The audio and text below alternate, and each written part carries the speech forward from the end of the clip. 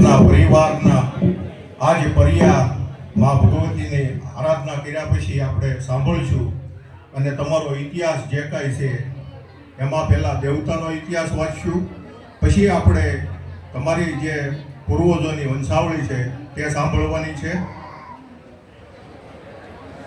माँ सरस्वती सुर दीजिए, गुणपत दीजिए ज्ञान, बजरंगी बल दीजिए, सदगुरु दीजिए शान, पंचदेव मणि रक्षा करो, ब्रह्मा विष्णु महेश।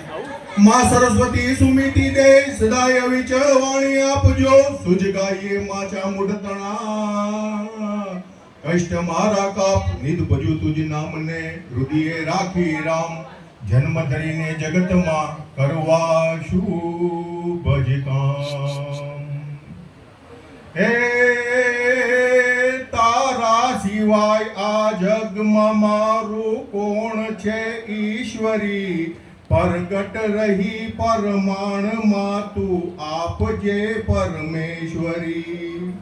छोरू कछोरू थाय मां तू वखत वेली आवजे, भेली रहो मां भगवती तू लाज मारी राखजे, मां लाज मारी राखजे। कलयुग मां तू जागती माग्या विना तू आपती, जगदंबा स्वरूपे सोबती मां एक सादे आवती, मां एक सादे आवती। आ जगतनी जंजाळ माथी आवीने उगारती, समरण करू मां मावडी, मंगल करो मां मेलडी, मंगल करो मां मेलडी।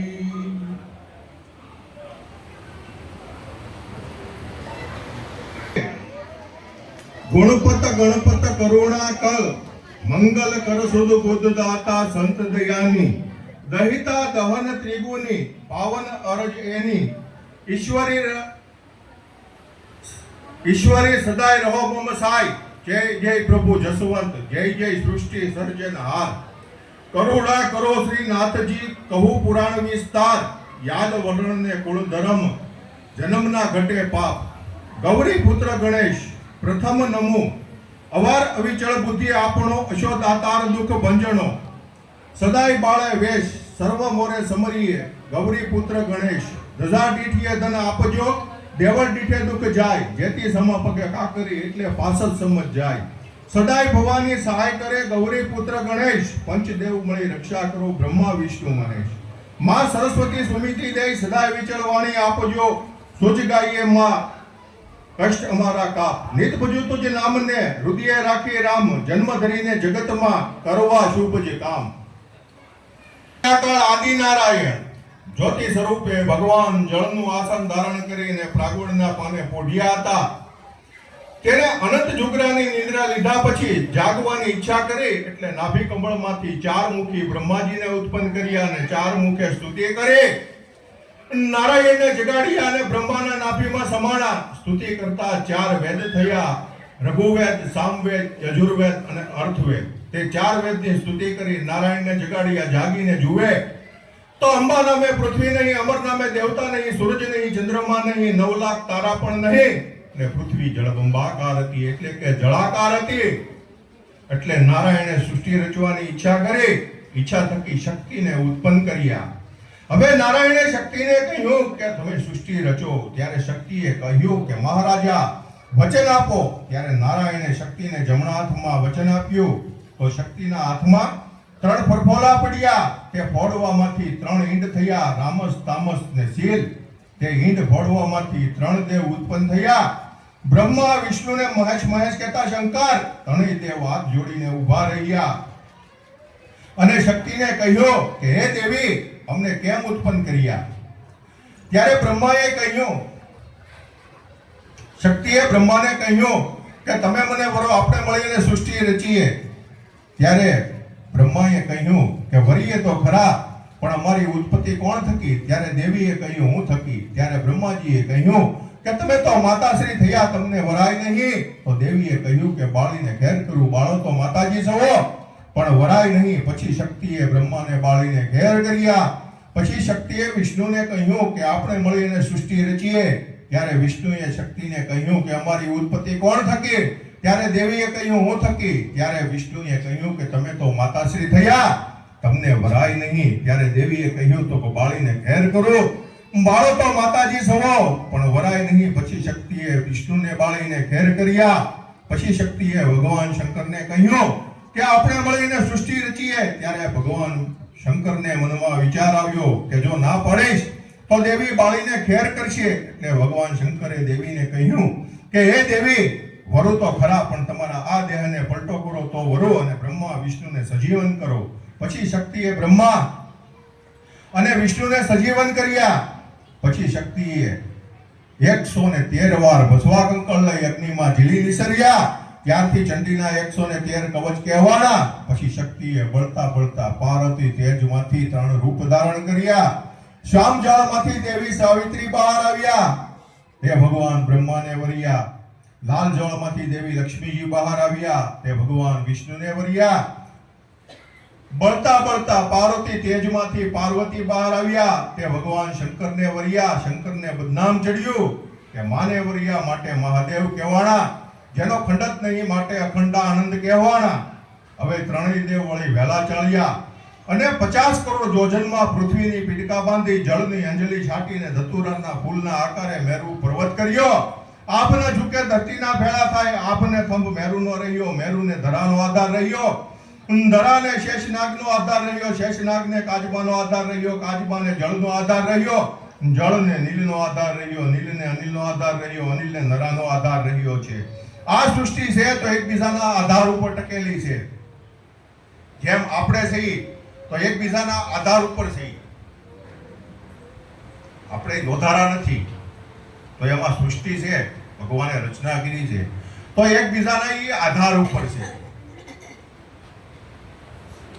ત્યાર પછી પૃથ્વીની 50 કરોડ યોજનમાં પીડકા બાંધી પછી પૃથ્વીનું વર્ણન કીધું છે કે 5 કરોડમાં પર્વત અભયપંખી આરસ કીધા છે, 7 કરોડમાં સરોવર, 11 કરોડમાં એહરાવત, 13 કરોડમાં સરોવર, 11 કરોડમાં માનવ સંપત્તિ. હવે આમ 50 કરોડ યોજનમાં પૃથ્વીની પીડકા બાંધી તેનું વર્ણન વેદ ભાટ પિંગલ કહે.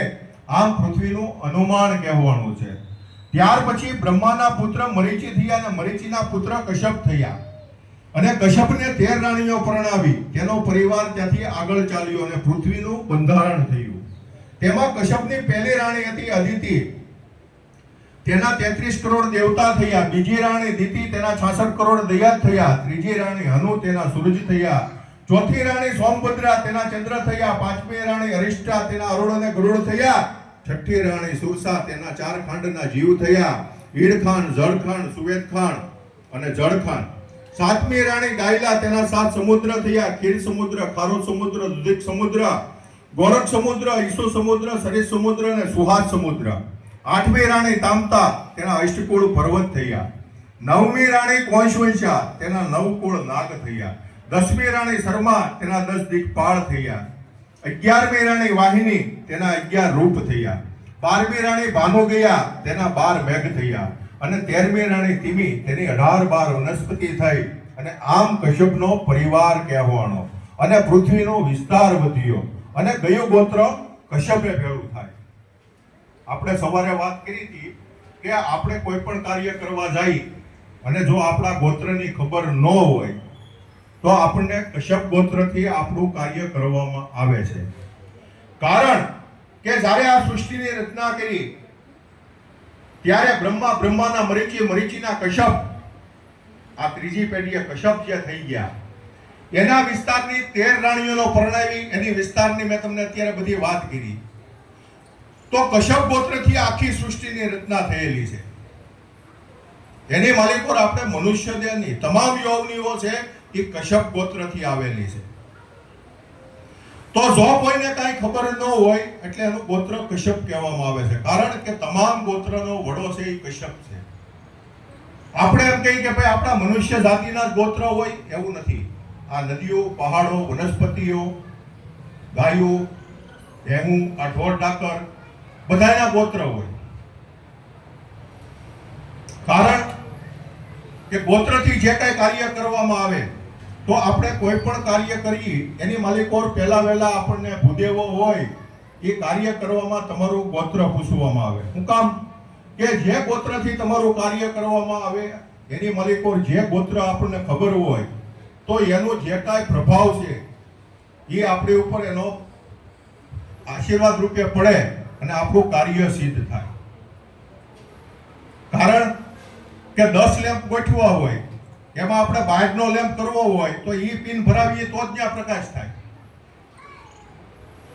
એવી રીતે ગોત્રથી કાર્ય કરવામાં આવે છે. પછી તમારી કુળદેવીની તમને ખબર હોવી જોઈએ. પછી કહે છે કે ભાઈ તમારી 7 પેઢી તમને આવડવી જોઈએ. જો ન આવડતી હોય તો ભૂદેવો એની પાછળનો રસ્તો કાઢેલો છે કે ભાઈ કેટલીક આવડે તો 3 પેઢી તો ગમે ને આવડતી જ હોય અને વાહે બીજી 3 પેઢી એ લોકો ઉમેરી હતી બ્રહ્મા વિષ્ણુ ને મહેશ કરી અને તમારું કાર્ય એ કરાવી દે છે. પણ આ એટલી વસ્તુનો તમે ખ્યાલ રાખો. પછી બીજું કે હજી તમને ભૂદેવો એવું નથી કહેતા, નકર ખરેખર 7 પેઢી આપણી હોવી જોઈએ અને 7 પેઢી આપણા સાસરિયાની હોવી જોઈએ. ગમે એ ભૂદેવ હોય તો એને પૂછી લેવું કે ભાઈ આપણે તર્પણ કરવું છે અને કાયદેસર કરવું છે તો શું કહેવાનું તમારું થાય છે. આ તો શું છે કે પછી જો બ્રાહ્મણો વધારે તમે કાંઈ કહે કે આવું આવું થાય તો કે આ ખોશરા કાઢે છે. બરોબર? અત્યારે કોઈને માથાકૂટમાં ક્યાંય પડવું નથી. એ એમ કે ભાઈ 1 કલાકની વિધિ 10 મિનિટમાં થાય તો એ ગોર હારો. સમય નથી બગાડવો.